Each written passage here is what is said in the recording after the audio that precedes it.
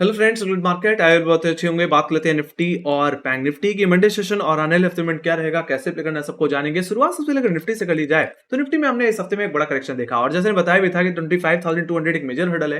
यहाँ पे 20 डे में आता है एंड डेफिनेटली पिछले हफ्ते का कहीं कि मिड लेवल भी था जहां से हमने एक बड़ा करेक्शन देखा था। एक्जैक्टली वहीं से यानी कि यहाँ पे करेक्शन देखने को मिला 50 डे में का ब्रेक डाउन, साथ ही करेक्शन बढ़ करके 24,600 24,569 के लेवल्स तक जाता हुआ दिखा। हालांकि हफ्ते के आखिरी में हमें एक रिकवरी भी देखने को मिली। हालांकि इस रिकवरी को लोगों ने रिवर्सल ही एक्सपेक्ट किया हुआ है और काफी लोग यहाँ पे मुझे लगता है लॉन्ग पोजीशन भी लेके गए होंगे। मेरा मानना है जब 2 दिन की छुट्टी हो तो ऐसे सिचुएशन कैरी नहीं करनी चाहिए, क्योंकि मेरा मानना है ये सिर्फ एक करेक्शन का एक शॉर्ट कवरिंग है और शॉर्ट कवरिंग और रिवर्सल में जमीन आसमान का अंतर होता है। और ये चीज अगर आपको समझनी है तो आप फिबोनाची रिट्रेसमेंट का यूज कर सकते हैं। अगर आप ध्यान से देखें तो जो भी रिट्रेसमेंट देखने को मिला है, जो सॉरी शॉर्ट कवरिंग देखने को मिली वो एग्जैक्ट कहीं ना कहीं इस गिरावट का 50% लेवल है। तो अगर आप ध्यान से देखें तो 50% रिट्रेसमेंट कहीं ना कहीं 24,890 के लेवल पे आता है और निफ्टी का जो हाई था वो 24,886 का लेवल है। तो मेरा मानना है ये सिर्फ एक शॉर्ट कवरिंग है और देखा जाए तो जो रिजेक्शन मिला वो एक्जैक्टली इसके फॉलिंग ट्रेंड लाइन पे ही देखने को मिला है। तो काफी मीनिंगफुल जोन पे जाकर के रिजेक्शन हमें यहाँ पे देखने को मिला और क्लोजिंग भी देखने को मिली है। तो मेरा मानना है जब तक निफ्टी 25,000 के ऊपर ओवरऑल निकल नहीं जाता या 20 डेमा के ऊपर निकल नहीं जाता, तब तक कन्विंसिंगली कोई पोजिशनल लॉन्ग पोजीशन लेके जाना है, कैरी करना रिस्की हो सकता है। ऐसा मैं क्यों बोल रहा हूं, यहाँ पे टेक्निकल बेसिस पे रीजन नहीं दे रहा। मेरा मानना है यहाँ पे एफआईएस ही कहीं ना कहीं आपको एक बड़ा रीजन दे सकते हैं। अगर आप ध्यान से देखें तो एफआईएस की नेट नेट अभी भी बिकवाली देखने को मिले, नेट नेट अभी भी वो शॉर्ट साइड पे ही है और इस महीने में जब से हमने कदम रखा है तब से लगातार बेच रहे हैं। और मैं अगर मंथली बेसिस में देखूं तो इस साल में सबसे ज्यादा मंदी सिर्फ अक्टूबर में ही देखने को मिल गई। ऑलमोस्ट 80,200 करोड़ की बिकवाली अभी तक कर चुके हैं। तो मेरा मानना है जब तक एफआईएस की खरीदारी वापस मार्केट में नहीं आ जाती तब तक कोई भी रैली मुझे उतनी सस्टेनेबल नहीं लग रही। मेरा मानना है इंट्राडे में आप ट्रेड करिए, प्रॉफिट बुक करिए और घर लेके जाइए। ऑलराइट, कैरी मत करिए। ऑलराइट, सिंपल सी बात है। और मेरा मानना है आने वाले हफ्ते में भी बाजार में वोलेटिलिटी और कंसोलिडेशन बना रह सकता है। क्यों? Quarter results. ऑलराइट, अभी तक जो निफ्टी ने रिएक्शन दिया है इस हफ्ते में वो सिर्फ क्वार्टर रिजल्ट के भी आप पे दिया है। अगर इससे पहले की बात की जाए तो ऑटो के बजाज ऑटो, जिसकी मैनेजमेंट की कमेंट्री की वजह से पूरा ऑटो सेक्टर ड्रैग हुआ और उसके चलते निफ्टी में भी आपने दबाव देखा। साथ ही साथ आईटी के क्यूटी रिजल्ट्स भी उतना खास बाजार को पसंद नहीं आए। टीसीएस तो ऑलरेडी कहीं ना कहीं खराब कमेंट्री देता हुआ दिखा, तो वहीं पे एसएल टेक तो भी ठीक था। बट यहाँ पे कहीं ना कहीं इन्फोसिस के जो रिजल्ट थे वो इनलाइन देखने को मिले और उस पर भी बाजार कहीं ना कहीं निगेटिव क्या रिएक्शन देता हुआ दिखा और निफ्टी थर्सडे ट्रेडिंग सेशन में अपने निचले स्तर पे जाके बंद हुआ। हालांकि फ्राइडे के दिन जो रिकवरी देखने को मिली, जो बाजार को रिकवर करने का यहाँ पे मौका दिया, वो दिया बैंकिंग स्टॉक के रिजल्ट ने। डेफिनेटली यस, एक्सिस बैंक के Q2 रिजल्ट काफी बेहतरीन थे, जिसकी वजह से आईसीआईसीआई, एचडीएफसी बैंक आखिरी घंटों में चलते हुए दिखे और निफ्टी बैंक निफ्टी दोनों ही अपने हाई लेवल्स पे जाके बंद हुए हैं। बट देखा जाए तो अपने पिछले दिन के हाई के ऊपर नहीं निकल पाए अभी तक। तो टेक्निकली हम ये कह सकते हैं कि ये सिर्फ एक शॉर्ट कवरिंग ही थी निफ्टी के मामले में। बैंक निफ्टी में आएंगे तो उसको भी हम समझेंगे। फिलहाल निफ्टी और बैंक निफ्टी के अगर चार्ट को कंपेयर किया जाए तो बैंक निफ्टी ज्यादा मजबूत लगता है, ये बात तो है। ऑलराइट, तो यहाँ पे मैं सीधे निफ्टी के लेवल्स पे चलना चाहूंगा, मंडे सेशन की रेंज को समझना चाहूंगा। तो फिलहाल यहाँ पे जो मंडे सेशन की जो रेंज रह सकती है गाइस, वो 24,900 से लेकर के 24,800 रह सकती है एज पर ऑप्शन डेटा, जिसमें अपर लेवल्स को डिस्कस कर लिया जाए तो 24,885 886 एक्जैक्टली फ्राइडे का हाई था। तो वहीं पे सेकंड हर्डल करीब 24,900 920 के जोन में देखने को मिलता है, जो कि इमीडिएट बेसिस पे मेरे लिए एक सेल जोन की तरह काम कर सकता है। मेरा मानना है कि यस, एक गिरावट की सिर्फ एक शॉर्ट कवरिंग है, तो रिजेक्शन भी अगर कंटिन्यू होगा तो वापस इसी जोन से वापस देखने को हमें मिल सकता है। ऑलराइट, अपने ट्रेंड को वापस कंटिन्यू कर सकता है निफ्टी। डेफिनेटली ऐसा तब हो सकता है अगर एचडीएफसी बैंक और कोटक महिंद्रा बैंक के रिजल्ट उतने खास ना आए। हालांकि काफी ब्रोकरेज हाउसेस का मानना है कि यहाँ पे उतनी ज्यादा ग्रोथ देखने को नहीं मिलेगी, कहीं ना कहीं बिलो एक्सपेक्टेशन कहीं ना कहीं डेटा आता हुआ दिख सकता है। एनआईआई में कहीं ना कहीं कमजोरी देखने को मिल सकती है। तो ये भी चीज भी कहीं ना कहीं एक बड़ी प्रॉब्लम हो सकती है। बाकी हाँ, अगर एचडीएफसी बैंक और कोटक महिंद्रा के रिजल्ट अगर बेहतर आ गए तो मुझे लगता है यही बैंकिंग स्टॉक्स मंडे के सेशन में भी आउट परफॉर्म करेंगे और हो सकता है निफ्टी 25,000 के लेवल को भी पार कर दे। तो it depends on Q2 result guys. और मेरा मानना है ये कंसोलिडेशन, ये रेंज बाउंड सिचुएशन कहीं ना कहीं कंसोलिडेशन और वोलेटिलिटी यानी कि आने वाले हफ्ते में भी देखने को मिल सकती है Q2 रिजल्ट्स के पॉइंट ऑफ व्यू से, क्योंकि काफी रिजल्ट अभी अलाइंड है गाइस, है ना, तो उस पर भी रिएक्शन देना है। तो यहाँ पे फिलहाल ये जोन हमारे लिए एक रिजेक्शन पॉइंट रहेगा। बाकी मेरा मानना है अगर कोई फ्रेश लॉन्ग अगर लेनी है, लेवल बेस्ड ट्रेडिंग करनी है, तो निफ्टी को 24,900 920 के ऊपर सस्टेन होने का वेट करना पड़ेगा। यहाँ पे मीनिंगफुली हमें ट्रेंड लाइन का भी ब्रेकआउट देखने को मिल जाएगा और अपने जो फ्राइडे के हाई से उन लेवल्स के ऊपर प्राइस सस्टेन भी होता हुआ दिख जाएगा। ऐसे सिचुएशन में हमारे लिए 70 से 80 पॉइंट की स्विंग मिलेगी, जो कि हमें ले जा सकती है 25,000 की मेजर क्वालिटी के जोन में, और देखा जाए तो इस समय ऑप्शन डेटा में सबसे ज्यादा क्वालिटी अगर कहीं है इमीडिएट बेसिस तो 25,000 के लेवल्स पे है।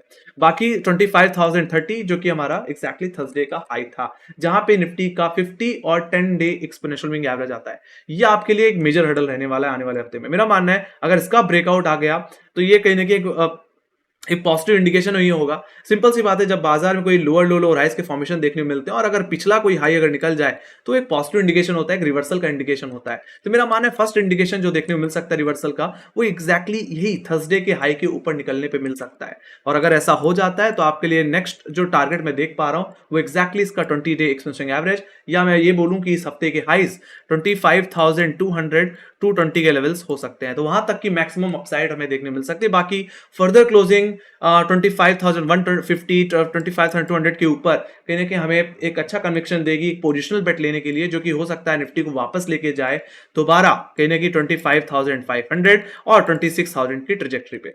ऑलराइट, तो कन्विंसिंगली लॉन्ग तभी करें जब निफ्टी 25,200 रुपए के एरिया के ऊपर ट्रेड करना शुरू कर दे। उससे पहले मेरा मानना है आपको कॉशियस होकर ही लॉन्ग साइड की पोजीशन देखनी चाहिए।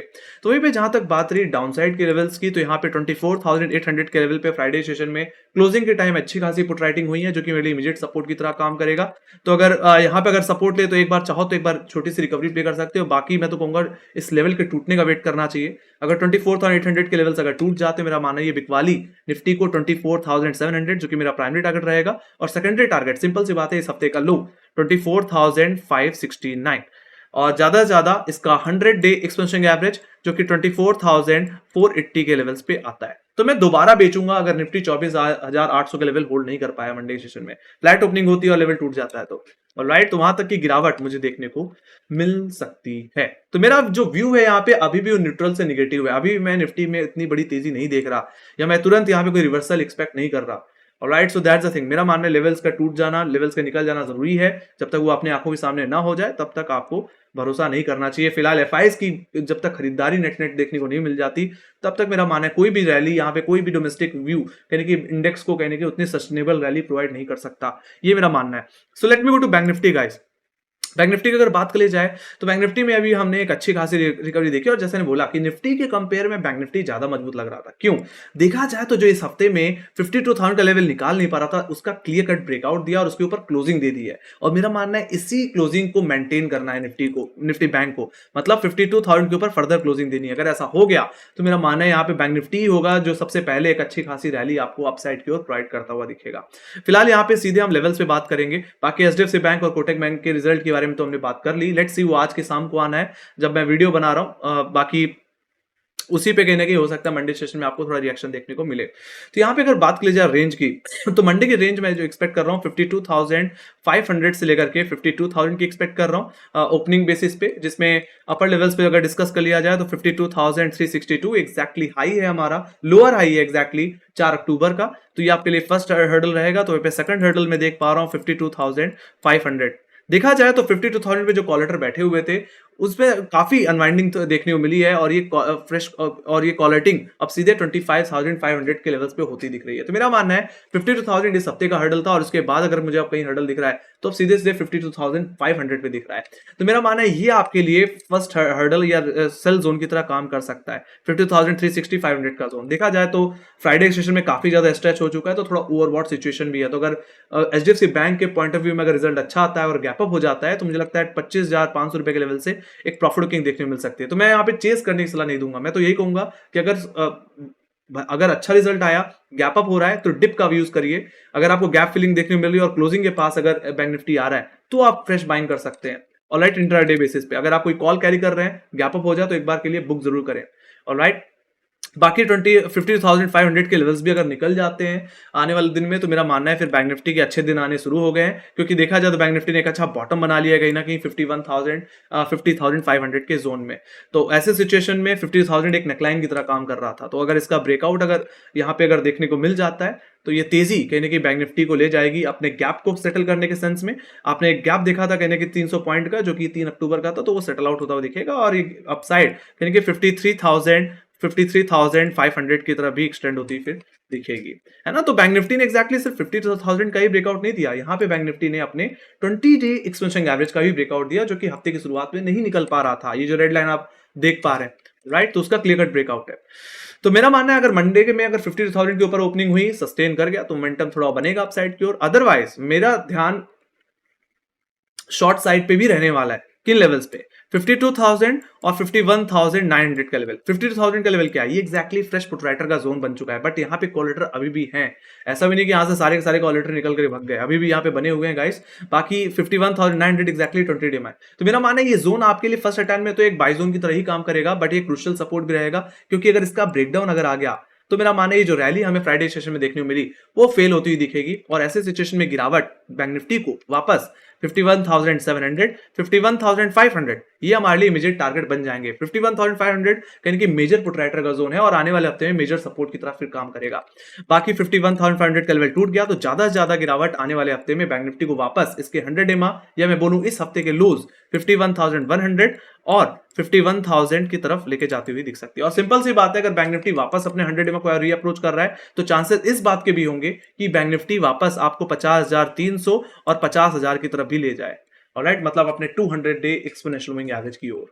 ऑलराइट, तो इस बात का ध्यान जरूर रखिए, ठीक है। तो यहाँ पे एफआईएस की खरीदारी एक बड़ा फैक्टर होगा। बाकी बाजार में वोलेटिलिटी आने वाले कुछ Q2 रिजल्ट्स कहने की प्रोवाइड करते हुए दिखेंगे। सो मेरा मानना है कि कंसोलिडेशन भी हो सकता है, हमें देखने को मिल जाए। बाकी सिंपल सी बात है, बैंक निफ्टी पहला इंडेक्स बन सकता है अगर ये अपने पिछले हाइस के ऊपर या 50,000 के ऊपर फर्दर क्लोजिंग देना शुरू कर दे तो यहाँ पे थोड़ा पॉजिटिव रह सकते हैं, बट निफ्टी के मामले में ज्यादा कॉशियस रहने की जरूरत आपको रहेगी। फिर भी मैं यही कहूंगा कि ऐसे सिचुएशन में इंटरडे बेसिस में ही ट्रेड करें, जो भी प्रॉफिट हो रहा है उसको बुक करें और घर लेके जाए। कैरी मत करिए, बीटीएसटी मत करिए फिलहाल ऐसे सिचुएशन में इंडेक्स के मामले में ओवरऑल। ऑलराइट, तो ये थी मेरी एनालिसिस गाइस। अगर आपको पसंद आई हो तो then definitely guys like share subscribe जरूर आइए। अगर आपके कोई क्वेश्चन है या कोई फीडबैक है या कोई सजेशन है तो कमेंट सेक्शन में लिख के जरूर बताइए। बाकी यस, मार्केट रिलेटेड न्यूज़ है, चाहे क्वार्टर रिजल्ट्स हो, चाहे वो ब्लॉक डील हो, चाहे सेल्स नंबर हो, सभी हम कहीं ना कहीं अपने सोशल मीडिया हैंडल्स पे शेयर करते रहते हैं। लिंक आपको डिस्क्रिप्शन बॉक्स मिल जाएगी। इंस्टाग्राम, ट्विटर, फेसबुक और टेलीग्राम पे हमें फॉलो करके चल सकते हैं। Alright, so thank you very much for watching. Bye guys, see you next video, take care guys, love you, bye bye.